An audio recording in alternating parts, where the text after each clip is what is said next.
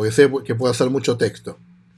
Estamos diciendo, las velocidades de una reacción química que son estudiadas por la cinética química se pueden entender, comprender a partir de medir la cantidad de reactivos y o de productos que se llevan a cabo en una unidad de tiempo. Sabemos que para que se pueda formar un producto se tienen que romper moléculas de los reactivos, ¿sí?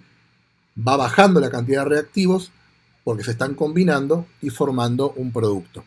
Entonces, si yo tengo en cuenta, dijimos, la cantidad de reactivos que va disminuyendo su cantidad y la cantidad de productos que va aumentando porque se están formando, puedo medir la velocidad. Entonces, mediante una ecuación de velocidad se pueden hacer los cálculos numéricos. No me meto más con este tema porque no vamos a hacer cálculos, pero que sepan que hay una llamada ecuación de velocidad que tiene en cuenta una constante y las concentraciones de los reactivos. Hasta ahí estamos. Sí, no quiero meterme más en profundidad porque no hace falta. Con lo que hablamos hasta ahora, ¿alguna duda, alguna consulta?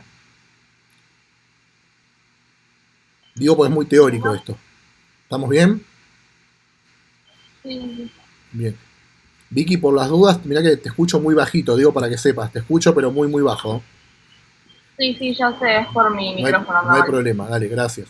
Bueno, aquí abajo, solo a título informativo, no voy a detenerme, les muestro un ejemplo de cómo se puede medir la concentración y cómo se puede medir la velocidad. Nada más para que lo miren a modo de ejemplo, no voy a darle mucha más importancia porque no vamos a meternos en cálculos, quiero que entiendan el concepto teórico. Sí, lo que vamos a ver ahora, también en forma teórica, es lo que se llaman los mecanismos de reacción. Se llama mecanismo de reacción al proceso a través del cual transcurre una reacción química. O sea, cómo se lleva a cabo una reacción química es mediante un mecanismo. ¿Sí? ¿Qué sucede primero? ¿Qué sucede después? Y vamos a encontrar, por ejemplo, para una reacción química sencilla, la llamada reacción simple o una reacción compleja. Una reacción simple es cuando transcurre en una sola etapa. O sea, cuando hay una sola etapa y, por ejemplo, la combinación de los reactivos A y B forman el producto AB. Cuando una reacción es compleja, cuando sucede en más de una etapa, en más de un paso. Por ejemplo, la reacción que me dice que se combina A con dos moléculas de B y se obtiene AB2, ocurre en dos etapas. Una primera etapa y una segunda etapa. Es un poco más larga. Entonces hay reacciones químicas que ocurren más rápido en una etapa o reacciones que ocurren en más de una etapa. Les da los ejemplos acá, no mucho más, no se detengan mucho en esto. Y lo que nos dice es lo siguiente. Cuando la reacción ocurre en una etapa, obviamente va a haber una ecuación de velocidad, como ya vimos. La concentración de cada reactivo por la constante, obtengo la velocidad. Cuando la reacción es en más de una etapa, esto es a modo de ejemplo nada más, cuando por ejemplo es en 3 etapas, va a haber por cada etapa una ecuación de velocidad. Entonces, a medida que haya mayor cantidad de etapas, va a haber más ecuaciones de velocidad a tener en cuenta. Hasta ahí. ¿Estamos con esta parte? Hay diferentes mecanismos, dijimos, en una etapa o en más de una etapa. De acuerdo a la cantidad de etapas que tenga, tendré que, digamos, aplicarle a cada etapa la ecuación de velocidad correspondiente. Como no vamos a meternos en cálculos, con esto me alcanza.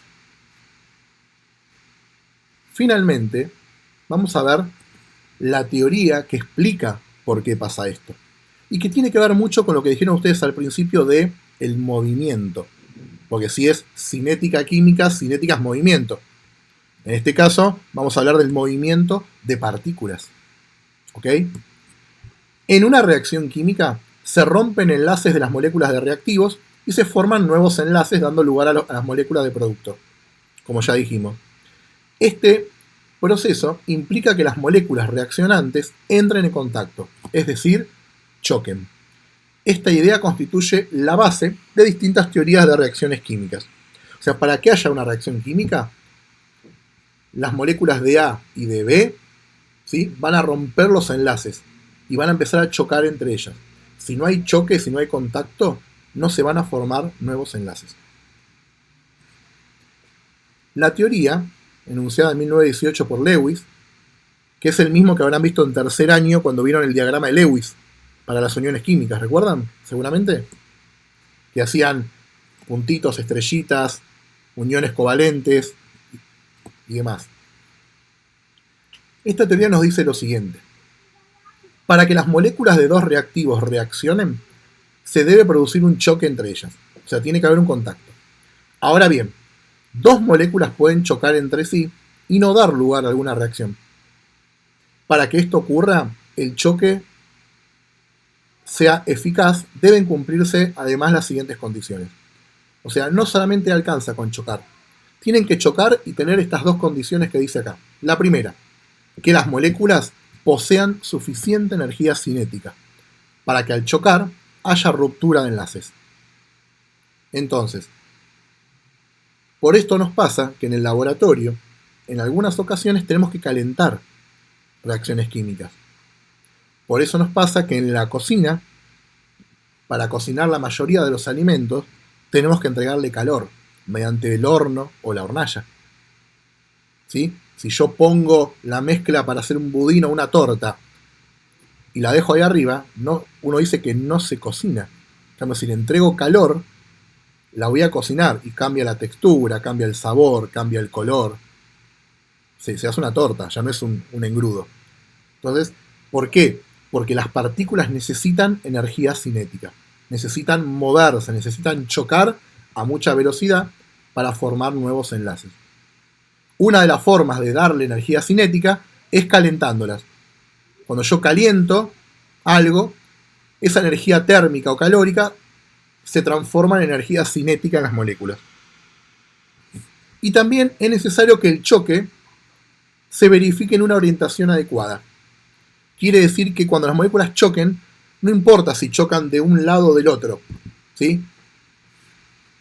Mejor dicho, sí va a importar, o sea, no va a ser lo mismo, quiero decir. Les doy un ejemplo. Cuando nosotros escribimos un alcohol y el grupo OH ustedes lo ponen para la derecha o para la izquierda, para nosotros en un principio no varía, pero en realidad no es lo mismo si está orientado para un lado o para el otro, en cuanto a las reacciones químicas. ¿Por qué? Porque el choque no va a ser eficaz. Entonces se tienen que cumplir estas dos condiciones. ¿Se entienden las dos condiciones de la teoría de colisiones cómo tiene que ser?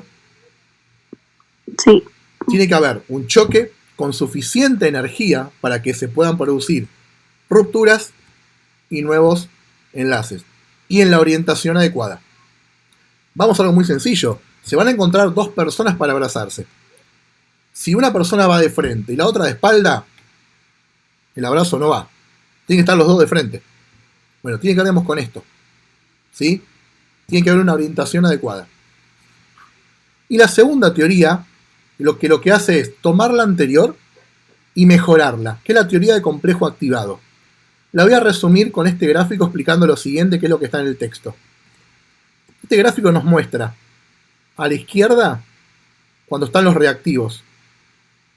¿Sí? Por ejemplo, supongamos que las esferas negras son moléculas de hidrógeno y las azules son de oxígeno, que es un ejemplo muy sencillo. Y a la derecha nos va a mostrar los productos. Por ejemplo, moléculas de agua. ¿Sí? H2O. Ahora, para que se lleve a cabo esta reacción química, no transcurre directamente, sino que necesita elevar su energía. Esto es tiempo y esto es energía. Necesita elevar su energía para después formar los productos. ¿Y qué pasa en el medio? Se forma lo que se llama un complejo activado, que es, ¿sí?, que es un intermediario. Fíjense, esto no es ni los reactivos ni tampoco son los productos, es un intermediario. Y esta energía que es necesaria se llama energía de activación. Quiere decir que si yo a esta reacción no la caliento, no le entrego energía térmica y no le elevo esta energía, no se va a poder llevar a cabo nunca. Entonces, necesita una cierta energía en donde se va a producir un intermediario llamado complejo activado y automáticamente va a formar el producto. O sea, este complejo activado es momentáneo, no es un producto final. Entonces acá tengo hidrógeno y oxígeno por separado y acá formé las moléculas de agua. Y esto sirve para cualquier reacción química. Como todas las reacciones químicas son distintas, esta energía de activación puede ser mucha o poca. Por eso hay reacciones químicas que yo las dejo a temperatura ambiente, mezclo los reactivos y se llevan a cabo solas, porque tienen quizás baja energía de activación. Pero otras no, las tengo que calentar, porque si no, no se llevan a cabo nunca, o lo harían de una forma demasiado lenta. Esta, digamos, es la teoría. Entonces, tiene que haber, como dijimos antes, un choque que sea, digamos, eficaz, quiere decir que tenga la suficiente energía para que se produzca el choque, que sea en la orientación adecuada, y mediante la formación de un complejo intermediario, un complejo activado, que va a ser momentáneo. Y es necesario que haya una energía inicial llamada energía de activación. Si no, la reacción no se lleva a cabo. Ejemplo sencillo, que está puesto en la parte del texto. Voy a prender la hornalla. ¿Qué hago? Abro el gas y le acerco una chispa, puede ser de fósforo o del encendedor. Si yo abro el gas solo, ¿se lleva a cabo la reacción química? ¿Se prende la llama?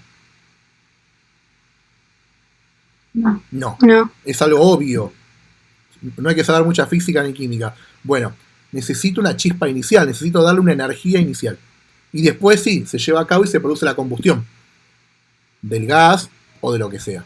Lo mismo que cuando voy a hacer un fuego. Pongo carbón, madera, no se prende solo. Necesito una chispa inicial. Bien, con esto que vimos hasta ahora, ¿estamos de acuerdo? ¿Se entiende? Sí. Bien, se va a cortar. Conectamos 5 minutitos para finalizar y comentar bien cómo es, digamos, la tarea, si se las cargo, por favor. Y ya los dejo.